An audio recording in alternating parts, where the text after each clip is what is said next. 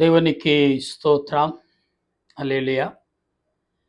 ప్రభునందు ప్రియ దేవుని ప్రియులారా, ప్రభు పేరట మీ అందరికీ వందనాలు. మరణాత. ప్రియులారా, మనము యోబు గ్రంథములో చాలా విషయాలు మనం తెలుసుకున్నాం. అయితే యోబు భక్తుడు తన ఆలోచన ప్రకారముగా అనేకమైన విషయాల్లో దేవుడు మనకు అందించుచున్న ఈ మాటలను మనం గ్రహించాలి. ఈరోజు యేసు ప్రభు పుట్టుక నిమిత్తం కొన్ని విషయాలు ఒక 2-3 వచనాల్లో వివరించాలని ఆశ కలిగి మీ ముందుకు వచ్చాను. ప్రియులరా, ఎందుకంటే దేవుడు మన ఆలోచన బట్టి, క్రియలను బట్టి ఎంతగా మనల్ని బలపరుస్తున్నాడు, ఎంతగా ఆదరిస్తున్నాడు, ఎంతగా మనల్ని ఆయన రెక్కల నీడలో నిలబెడుతున్నాడు అనేది మనం ఆలోచన కలిగి ఉండాలి. గనుక చిన్న ప్రార్థన.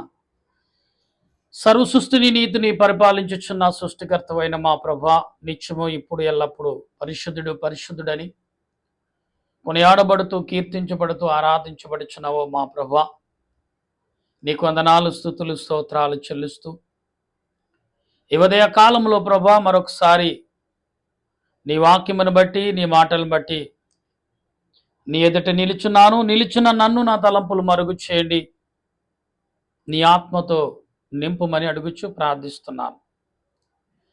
పరిశుద్ధుడు అయిన మా పరలోక రాజా, నీ వందనాలు, స్తోత్రాలు చెల్లిస్తూ ఆలోచనను బట్టి, ఆత్మీయతను బట్టి నన్ను నిలబెట్టినందుకు నీ వందనాలు. ఈ సమయంలో నీ వాక్యమును చేతపట్టి నీ బిడ్డల నీ ఎదుట నిలుచున్న నా తలంపులు, నా ఆలోచన మరుగు చేసి నీ వాక్యము ద్వారా అనేకమైన విషయాలు మాకు బయలుపరచమని, నేనే మార్గము, నేనే సత్యము, జీవమైన యేసుక్రీస్తు నామం బట్టి అడుగుచున్నాను. దేవా, నీ లేఖనమును చేతపట్టి నీ ఎదుట నిలుచున్నది నేనే కానీ మాట్లాడేది నీవే.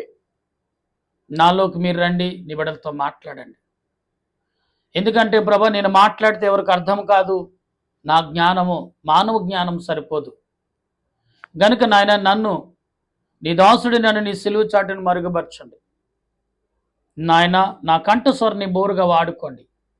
మీరే నీ బిడ్డలతో మాట్లాడమని మా మధ్యకు బాలుడుగా 2024 సంవత్సరంలో వచ్చుచున్న యేసుక్రీస్తు నామన ప్రార్థన చేయుచున్నాను పరమ తండ్రి, ఆమేన్. దేవదీవెన సహాయము తోడుగా ఉండి ముందుకు నడిపించి బలపరచునుగాక, ఆమేన్. నా ప్రియమైన దేవుని బిడ్డలారా, యేసుక్రీస్తు యొక్క ఆలోచనను అనేకమైన క్రియల రూపంలో మనం చూస్తూనే ఉంటున్నాం. అయితే కొన్ని విషయాల్లో చాలా మట్టుకు ఆలోచన కలిగి ఉండాలి. దేవుడు ఈరోజు నీతో నాతో మాట్లాడుచున్న ఈ మాటలను మనం ఆలోచనలోకి తెచ్చుకోవాలి. ఎందుకంటే యేసు ప్రభు యెషయా భక్తుడు ద్వారా, యెషయా గ్రంథములో యెషయా భక్తుడు ద్వారా యేసు ప్రభు పుట్టక ముందు 600 ఏండ్ల తర్వాత ముందుగానే దేవుడని యెహోవా బయలుపరచడం తన కుమారుడు గురించి లోకానికి. ఎలాగంటే కుమారుడిగా పుడతాడు, ఈ లోకాల్లో జన్మిస్తాడనేది లేఖనం ఎరిగిన సత్యం. అయితే వాక్యములో అనేకమైన విషయాలు మనకు కనబడుతూనే ఉన్నాయి ప్రియులరా. అయితే కొన్ని విషయాలు మనం క్లుప్తముగా చదువుతున్నప్పుడు యెషయా గ్రంథంలోను, అపోస్తుల కార్యములు కూడా మనం చూసేవారంగా ఉందాం. ప్రియులరా, మనం ఒక్కసారి ఆలోచన కలిగి దేవుని యొక్క సన్నిధిలో మనం బలమైన వ్యక్తులుగా, బలమైన శక్తిమంతులుగా మనం ప్రార్థించినప్పుడు దేవుడు తన క్రియలను ఏ రీతిగా మనుషుల చేత బలపరుస్తాడు అని చూస్తే యెషయా గ్రంథములో 11వ అధ్యాయములో మనం గ్రహిద్దాం. చూడండి, ఇక్కడ మొద్దు నుంచి సిగురు పుట్టును అన్నాడు. మొద్దు ఎవరు, సిగురు ఎవరు? అసలు మొద్దు అనే మాటకు అర్థం ఏంటి? పాపముతో అంటే నరకబడిన చెట్టు. మొద్దు అంటే నరకబడిన చెట్టుగా భావించాలి. ఈ నరకబడిన చెట్టు చిగురిస్తుంది అన్నాడు. చిగురిస్తూ వృక్షం అవుతుందంటే ఏముంది అక్కడ? చూడండి, మొద్దు నుంచి చెట్టు పుట్టును, దానులు ఏరు నుండి అంకురం అనే వృక్షమును ఫలించును. ప్రియులరా, ఈ యొక్క అంశంలో చాలా గొప్ప విషయాలే కనబడుతున్న బైబిల్ గ్రంథంలో. అయితే నేను ఒక విషయం మీకు చదువు వినిపిస్తాను. యెహోవా ఆత్మ,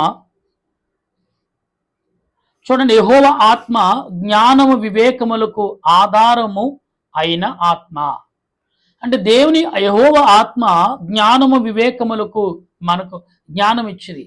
మరి యేసు ప్రభు ఎందుకు వస్తున్నారు అంటే, జ్ఞాన వివేకముతో మనుషులు ఏం చేయబట్లేదు, సరి చేయబడట్లేదు, వారు తీర్చబడట్లేదు, దిద్దబడట్లేదు అనే విషయాన్ని మనం ఎరిగి ఉండాలి.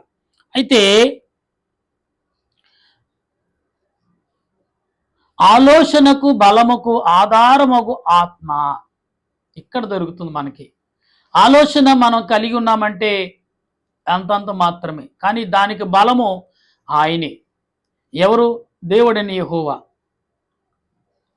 తెలివిని చూసారా, తెలివిని వెలుగును యెహోవా పుట్టించు ఆత్మ.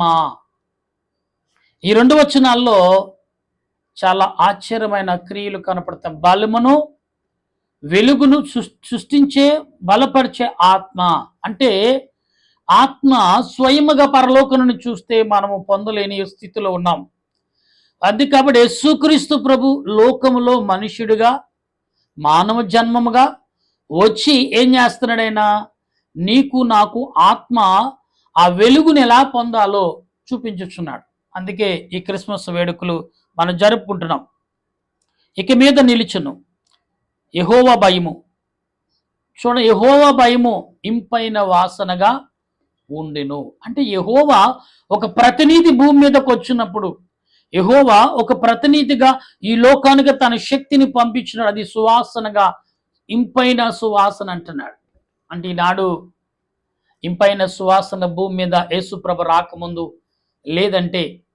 లేదనే మాటను మనం గమనించాలి. ఎందుకంటే దేవుడైన యెహోవా తన కుమారుడును అద్వితీయ కుమారుడుగా ఈ లోకానికి పంపించడం కారణం ఏంటంటే, ఇంపైన సువాసన లేకుండా సాతానుగాడు చేస్తున్నాడు. ఆ ఇంపైన సువాసనను మనం పొందగలిగి ఉండాలంటే ఖచ్చితంగా మనం ఒక నిర్ణయం తీసుకోవాలి.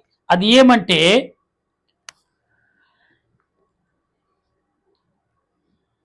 కంటి చూపును బట్టి ఆయన తీర్పు తీర్చడండి. దేవుడు కంటి చూపును బట్టి ఒకప్పుడు తీర్పు తీర్చాడు, కానీ ఇప్పుడు కంటి చూపుతో తీర్పు తీర్చే రీతి కాదు. చూడండి, నోటి మాటతో ఆయన విమర్శలు చేయడు. నోటి మాటతో కూడా ఆయన విమర్శలు చేయడు. మరి ఎలాగా? నీతిని బట్టి భేదలకు తీర్పు తీర్చును. నా ప్రియమైన దేవుని బిడ్డలారా, అసలు ఇక్కడ వెలుగును పొందాలి, బీదలైన వారు ఉన్నారు అని దేవుడే గుర్తించాడు. బీదలను బట్టి తీర్పు తీర్చును అన్నాడు. బీదలు ఎందుకున్నారు? అసలు బీదలు ఉండే కాలమా? పేదవాడు ఉండే ప్రపంచమా మన దేశం? అంటే యావత్ ప్రపంచంలో పేదవాడు ఎవడు లేడు. దేవుడు అందరికీ ఇచ్చారు సంపూర్ణ జ్ఞానం. కానీ సాతానుగాడు ఏం చేశాడు తెలుసా? వారు వారి శక్తిని బట్టి, వారు వారి బలాన్ని బట్టి బెదిరించడం మొదలుపెట్టారు. ఆ బెదిరింపులకు మనిషిని ఆ వ్యక్తి, మరొక వ్యక్తి 100 మంది భయపడాలంటే ఒక 10 మందిని ఆ 100 మంది ఎదురుకుండా చంపేయటం, ఏమండి, నాశనం చేయటం, ఇటువంటి చేశారు. ప్రతి వాడిలో దేవుని ఆత్మ వెలుగుతో నింపబడినప్పుడు కూడా సాతానుగాడు ఏం చేస్తుండే, వెలుగుని కప్పేసి భయాన్ని ముందు పెట్టాడు. అందుకబట్టి భయానికే మనుషులు లోబడుతున్నారు. యేసు ప్రభు అందుకే ఆ భయాన్ని పోగొట్టటకును, ఆ వెలుగును ప్రకాశింపచేయటకి భూలోకానికి ఆయన వచ్చి ఉన్నాడు అనేది మనం గమనించాలి ప్రియులరా.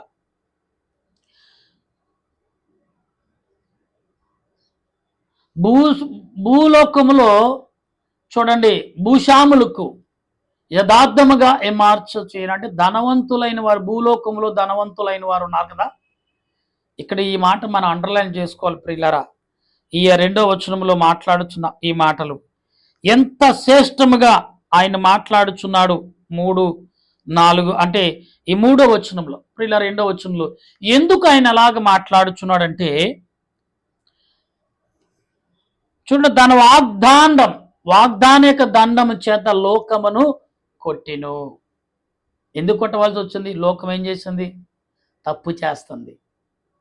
అందుకే ఆయన దండముతో లోకాన్ని గర్దించుటకును సరిచేయటకు ఈ లోకానికి వస్తున్నాడు, వచ్చాడు ఆయన. కానీ పరిశుద్ధాత్మ దేవుడు చెప్పినట్టుగా యేసు ప్రభు ఆయన ఎంత సౌమ్యముగా, ఎంత నిరడంబగా, ఎంత ప్రేమగా ఆయన ప్రేమను పంచుచున్నాడు. ఆ వెలుగును మనం వెలుగుండాలి. మనిషికు వెలుగు లేకుండా చేసిందే సాతానుగాడు.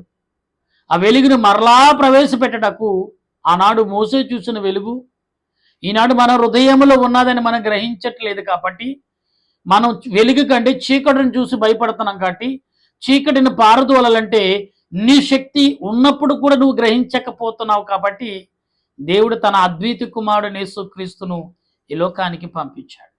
అందుకే ఆయన వచ్చిన లోకములోక యేసు ప్రభు పుట్టగానే రాజులు భయపడ్డారు, రాజ్యాంగాలు భయపడ్డాయి, ప్రపంచమే భయపడింది. అంటే ప్రపంచం అంటే దేవుని సృష్టి కాదని భయపడటం.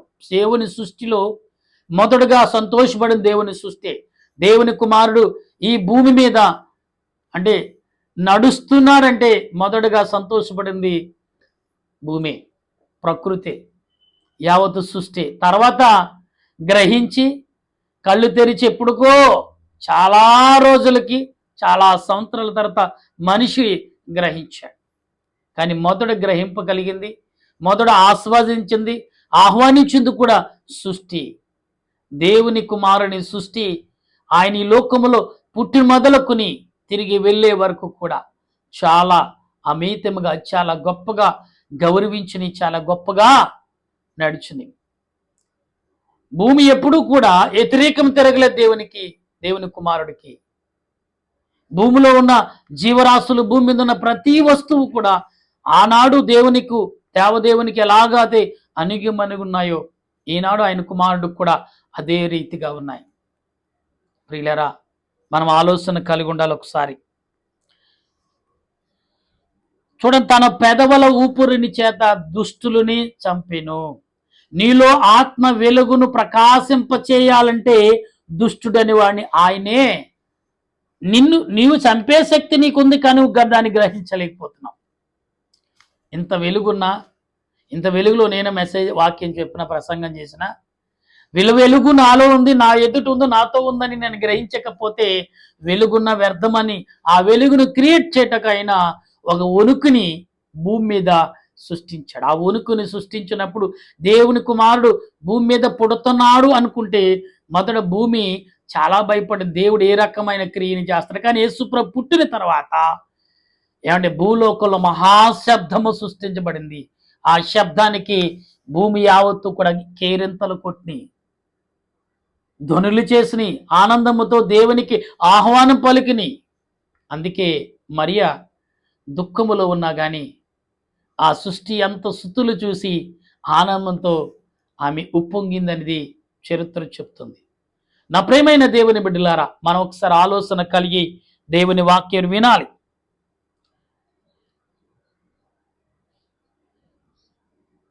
అతని నడుముకు నీతియును, అతని తుంట్లకి సత్యము, తన కాళ్లకు సత్యమును దట్టి కట్టి ఉన్నదని నడుకట్టుగా తోడేలు, అంటే తోడేలు చిరుతపుల యొద్ద వాసము చేయని స్నేహముగా ఉండును అంటున్నాడు. అంటే ఇది ఎప్పుడు జరుగుతుంది? యేసుక్రీస్తు కాలములోనా? అవును. యేసు ప్రభు పుట్టినప్పుడు ఏమండి కంటికి కనపడిన ఇవన్నీ వచ్చినాయి. దేవుడు బైబిల్ గ్రంథంలో ఏ జీవరాశుల పేర్లు రాశాడు, ఏ జీవులైతే బైబిల్ గ్రంథంలో ఆయన సాక్షిగా ఆయన పని కొరకు వాడబడుతున్నాయో అవన్నీ కూడా యేసుక్రీస్తు యొక్క దైవేక పుట్టుకినప్పుడు ఆ పశువుల పాక దగ్గరికి వచ్చాయి. ఇది చరిత్ర అండి. పరిశుద్ధాత్మ దేవుడు నీతో నాతో మాట్లాడుచున్నాడు. నా ప్రేమైన దేవుని కుమార్తెలారా, కుమారులారా, దేవుని సంగమా, ఒక్కసారి దేవుని వైపు మనం చూడగలుగున్నప్పుడు ఆయన ఏ రీతిగా మాట్లాడుచున్నాడు చూడండి. చిరుతపులి మేకపిల్ల యొద్ద పండుకొనును. అంటే చిరుతపులి మేకపిల్ల దగ్గరికి వెళ్ళి దాంతో పండుకొని దాని స్నేహం చేస్తుందంటే, ఇప్పుడు మేకపిల్లలు చిరుతపులతో స్నేహం చేయటం వేరు, చిరుతపులు వచ్చి మేకపిల్లతో స్నేహం చేస్తే ఆ దృశ్యం ఇప్పుడు భయపడవచ్చు, మనం భయం కలిగి, కానీ ఒకప్పుడు అలాగే జీవించినాయి. ఎస్, ఆ కాలము దేవుడు మరలా ఈ భూమి మీదకి తేబోతున్నాడు, తెస్తాడనేది ఒక రుజువుగా వాక్య గ్రంథంలో యెషయా భక్తుడు ఎప్పుడో ఆయన రాకముందే ఈ మాటలు మనకు అందించాడు. ప్రియులరా, మనం ఆలోచన కలిగి ఉండాలి. చూడండి, సింహమును, పెద్ద సింహ, పులి, కోడేలు అవన్నీ కూడుకున్నప్పుడు ఎంత ఆదరణ భూమి మీద కలుగుచున్నది అనేది దేవుడు చెప్తున్నాడు. ప్రియులరా, మనం ఒకసారి ఆలోచన కలిగి ఉండాలి ఈ రోజుల్లో. ఎందుకంటే దేవుడు నీతో నాతో మాట్లాడుచున్న ప్రతి క్రియ పట్ల అనేకమైన విషయాలు మనం కలిగిన వారిగా ఉండాలి ప్రియులరా. ఎందుకంటే దేవుడు ప్రతి విషయంలోనూ నీకు నాకు ఆదరణ ఇచ్చేవాడుగా, ఆత్మ తలంపులను కలగజేసేవాడుగా ఉన్నాడనేది మనం గమనించాలి. ఎందుకంటే ప్రభు నీతో నాతో మాట్లాడుచున్న ప్రతి క్రియ పట్ల ఆలోచన మనము లేకపోతే నష్టపోయేది మనమే అనేది కూడా ఆలోచన కలిగి ఉండాలి. ఎందుకంటే దేవుడు ఈరోజు నీతో నాతో మాట్లాడుచున్న ప్రియులరా ప్రతి విషయంలోనూ అనేకమైన క్రియల రూపంలో కూడా మన ఆలోచనను కలిగిన వారంగా ఉండాలి. కాబట్టి దేవుడు ఈరోజు నీతో నాతో మాట్లాడుచున్నప్పుడు ఆయన క్రియలు ఎలాగున్నాయి అనేది మనం యోచి ఉండాలి. ప్రియులరా, గనుక మనము ఆలోచన కలిగి ఉండాలి. దేవుడు ఆ క్రియలను బట్టి, మనకు అనేకమైన క్రియలను బట్టి మనము చూడండి, ఇక్కడ దేవుడు బెంజామైన్ అపోస్తుల కార్యము మరి చూడండి 13వ అధ్యాయము 21వ వచనం నుండి దేవుడు బెంజామైన్ గోత్రముల నుండి యేసు ప్రభుని ఉదయింప చేశాడు. ఎలాగంటే శిష్య కుమారుడైన సౌలును 40 ఏండ్ల వరకు, అంటే తర్వాత అతను తొలగించి దావీదును వారికి రాజుగా చేసెను. మరియు యెషయా కుమారుడైన దావీదును అని యేసు ప్రభు అంటే దావీదు భక్తుడు చెప్పుకున్నట్లుగా కొత్త నిబంధన గ్రంథములో రాయబడిన మాటలను మనం చూస్తున్నాం. నా ప్రియమైన దేవుని బిడ్డలారా, యేసు ప్రభు పుట్టుక మనుషులకు ఎంత మేలు చేస్తుందో తెలియదు, కానీ ఎంత మేలు చేస్తుందో గ్రహించుతున్నారో లేదో మరి ఆలోచనకు రావాలి. కానీ యేసు ప్రభు పుట్టుక దేవుడు భూమి మీద ఉన్న జీవరాశులు కానీ భూ సృష్టి యావత్తు కూడా మా మీద కోపమ లేదు అని గ్రహించిని.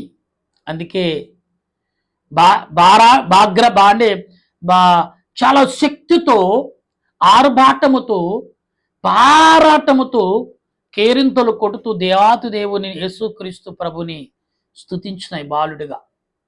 అందుకే జ్ఞానుల కంటే పరలోక పరిశుద్ధులు, భూలోకము యావత్తు సృష్టి యావత్తు కూడా ఆ స్థలములో ఉన్న యేసు ప్రభు పుట్టిన స్థలములో చరిత్ర గ్రంథంలో ఈ మాటలు పొందుపరచి ఉన్నాయి.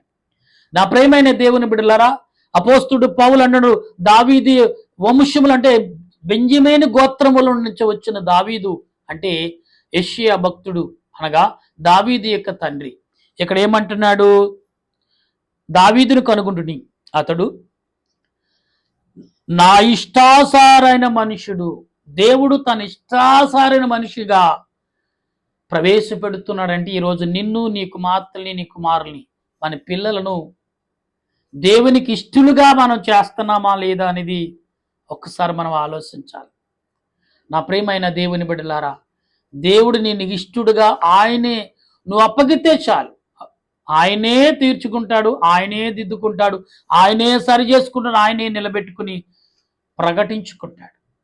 నువ్వు కేవలము ఒక పాత్రగా నువ్వు వాడబడాలంతే. దేవుని యేసుక్రీస్తు ప్రభు ఎదుట ఒక పాత్రగా నువ్వు వాడబడినప్పుడు ఖచ్చితంగా ఆయన నీకు ఆదరణ ఇచ్చేవాడుగా ఉంటాడనేది నమ్ముచు మన రక్షకుడైన యేసుక్రీస్తు యొక్క కృపలో అన్ని వేళల ఆయన మహిమ బాలుడైన యేసుక్రీస్తుకి ఆదరణ తోడైండునుగాక. ఆమేన్. ప్రార్థన చేద్దాం. దయగల తండ్రి, ప్రేమగల రాజా, నీకు స్తోత్రాలు. రక్షణకర్తవైన మా పరలోక రాజా, నీకు వందనాలు. సమయంలో ప్రార్థిస్తుండగా మా ప్రార్థన ఆలకించండి, మా ప్రార్థనకు చెవి యొగ్గండి, మా ప్రార్థనకు ప్రతిఫలము దయచేయమని ప్రార్థిస్తుండగా నీ సన్నిధి కాపుదల, నీ ఆత్మ నడిపింపును ఇప్పుడు ఎల్లప్పుడూ యుగయుగములు మహిమ ఘనత, ఆదరణ మాకు నాకు తోడుగా ఉంచి మహిమ పొందమని, సమయములు ఎందరైతే ఈ ఆనంద మాసములో వారి వారి యొక్క ఆలోచనలు వారి వారి క్రియలు ప్రకారంగా నడుచుకుటకు నడుము కడుచున్నారో, యేసుక్రీస్తు యొక్క బాలుడు రక్షకుడిగా అంగీకరించి నడుము కడుతున్నారో, యేసుక్రీస్తు నా రక్షకుడని ఎవరైతే భావించి నాయన మొదట అడుగు వేస్తున్నారు, ఎవరైతే యేసుక్రీస్తు యొక్క నామములో విజ్ఞాపన కర్తలుగా నిలిచి ఆయన కాడి మొయ్యాలని ఆశపడుచున్నారో, ప్రతి వారి మీద నీ ఆత్మను కుమ్మరించి ప్రతి వారి మీద నీ బలమైన శక్తిని దయ చూపించి మహిమ పొందమని ప్రభా, యెషయా భక్తుడు చెప్పునట్లుగా ఆయన ఎటువంటి వాడు ఎలాంటి వాడు అని చెప్పుని రీతిగా వాక్యము ద్వారా మాకును మా బిడ్డలకును మా యావత్తు దేశ ప్రజలకు అందరికీ తోడుగా ఉంచి వినుచున్న వారును గ్రహించి వారందరికీ నీ ఆత్మ నడిపింప దాయిచ్చమని ఆత్మరూపుడని క్రీస్తు నామమున అడిగి ప్రార్థిస్తున్నాను పరమ తండ్రి, ఆమేన్. మన తండ్రి అయిన దేవుని సహాయము సదా తోడుగా ఉండి ఆయన రాకడకు సిద్ధపాటు చేయునుగాక. ఆమేన్, ఆమేన్, ఆమేన్. మీ అందరికీ మరణాత.